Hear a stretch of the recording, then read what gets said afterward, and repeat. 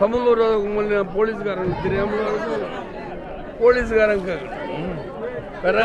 உங்களை பொறுத்த வரைக்கும் யாரு சார் முதல்வர் அளித்த விளக்கம் சார் என்ன நிலைப்பாடுன்னு போதான் தெரியும் சார். உங்களை பொறுத்த வரைக்கும் போராடிய மாணவர்கள் என்னை பொறுத்த வரைக்கும் சொல்லக்கூடாது. என்னை பொறுத்த வரைக்கும் நீங்கள் போகும்போது தெரியும். பசங்க வந்தாங்க அன்னைக்கு 10 லட்ச ரூபா கொடுத்துட்டு போயிருக்காங்க. இன்னைக்கு நான் வந்தேன். இன்னைக்கு என்னென்ன கொடுத்துருக்கேன்னு உங்களுக்கே தெரியும். கொடுத்துக்கிட்டே இருக்கேன்.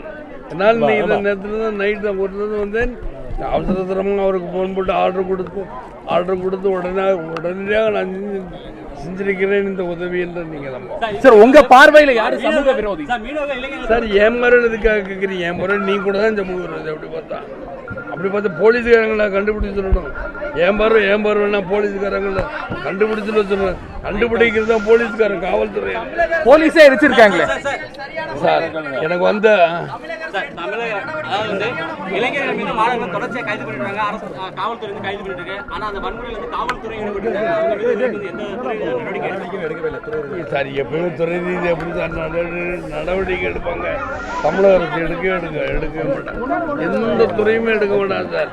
இங்கிருந்து மாற்றுவாங்க. மாற்றிட்டு என்ன பண்ணுவாங்க? அதே மொழி மாற்றி அதே தவிர தானே செய்ய போறாங்க. தமிழக அரசு எடுத்து வரக்கூடிய நடவடிக்கை சரியான முறையில் இருக்குன்னு நினைக்கிறீங்களா?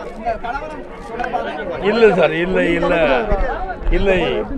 இப்போ வந்துட்டு 144 தடவை போடும்போது முதலே போட்டுருந்தா சரியா இருந்திருக்கு. இல்லைங்கிறது என்னுடைய வாதம். ஏன்னா ஏன்டா கேட்க வேண்டாம். அரசியல்வாதி இல்லை, ஏதாவது அவரை குறை சொல்லலாம், தப்பாக வரும்ல, அதுக்கு மன்னிச்சுக்கொண்டு தாழ்மையை கேட்டுக்கொண்டு